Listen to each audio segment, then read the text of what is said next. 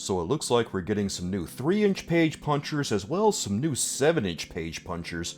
But are any of these any good, soulmates, and are they worth your money? Be sure you stick around until the end, guys, because we're going to talk about what characters we'd like to see next. If you support what I do, please click subscribe and hit the bell for notifications so you don't miss a single video of mine when it comes out. Well, let's kick things off with the new 3-inch page punchers, guys. There's 4 of them, and the first one we're going to look at is Flashpoint Batman.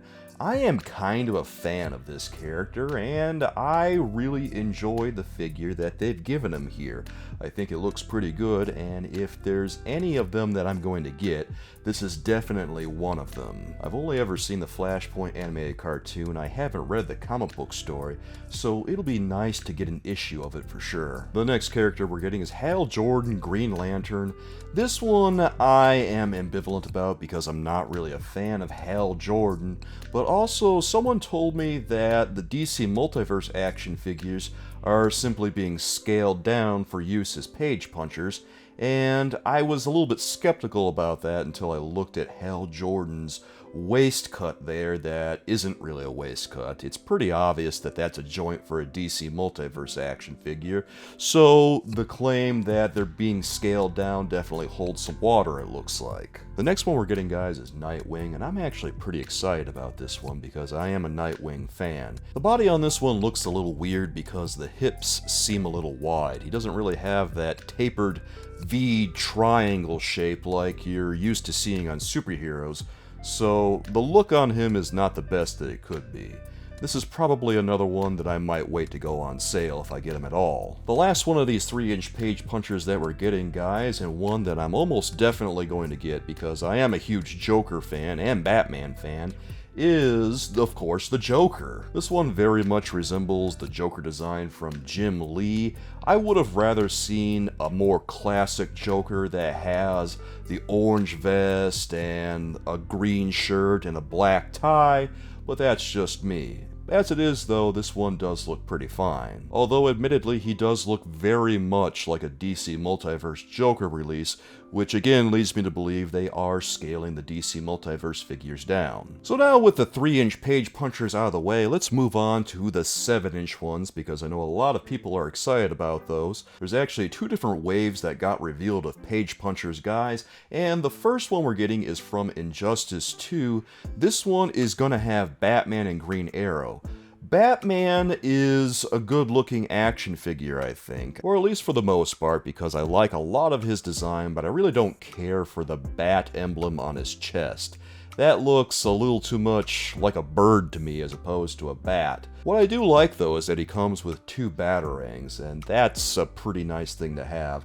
Anytime we get any accessories with our action figures, I always consider it a plus with DC Multiverse or DC Direct. And of course, besides Batman, we're also seeing Green Arrow in this apparently 2-figure wave, which really surprises me because I thought there were going to be 2 other action figures, but that doesn't appear to be the case. This Green Arrow I enjoy a lot for a design based on the Injustice video games. And the real plus of this is that Green Arrow comes with a hat this time, and I know he doesn't really wear a hat so much in the video game, but he does have a costume that has one, and it's nice to see it here.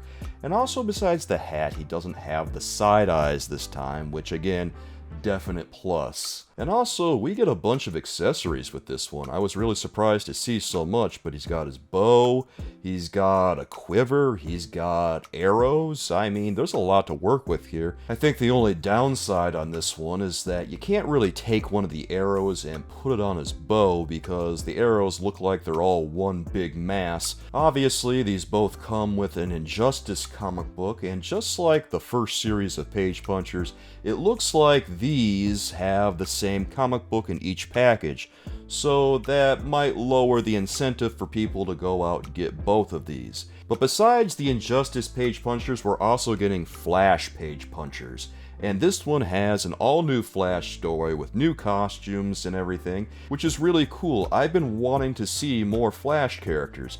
Of course, the first character we're going to see is the Flash, and this costume I'm not a really big fan of. I don't really care for it that much. I like it from some angles, but other angles it rubs me the wrong way. I know they're putting new costumes on these guys for the wave, but I would have rather have seen a more traditional Flash costume, and something maybe more redesigned from what we saw from the originally released Rebirth Flash. He comes with a couple of lightning accessories, no great surprise there, that's usually what the Flash comes with. The next figure in this wave is going to be the Atom. I actually like the design on Atom a lot. This is one of my favorite redesigns in this entire wave, and I believe this is also the first appearance of the Atom in DC Multiverse from McFarlane Toys. I think this is actually a pretty good redesign because the traditional Atom costume that we see from him is not my favorite costume. I don't really like his look in the traditional comics. In terms of accessories, it looks like the Atom comes with a couple of extra hands.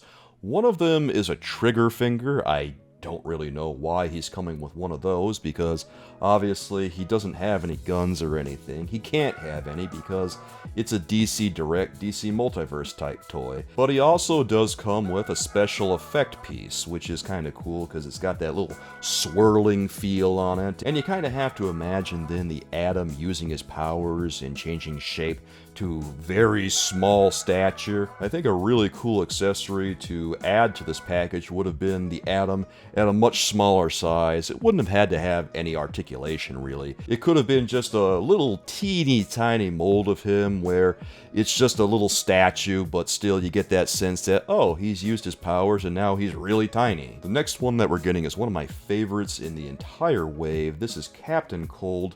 Is this really a traditional design? No. And because of that, I don't like it as well as I would have otherwise. And Captain Cold is a really exciting character because he's kind of one that goes under the radar for a lot of DC fans because people are so focused on Batman. But Captain Cold, he is a really powerful character, and it's nice to see him here. Now, obviously, because this is a redesign of his costume, it doesn't really look like the Captain Cold we all know and love. We can't even see his face, really. And instead of double fisting his cold guns like he tends to do, we've got that single attachment on his arm. I don't know if I like that as much as his traditional design because the gun he comes with looks like something you'd see from a Halo video game, and it looks kinda silly with Captain Cold. I do like the trim on his boots and his hood and his gloves and his flowing cape.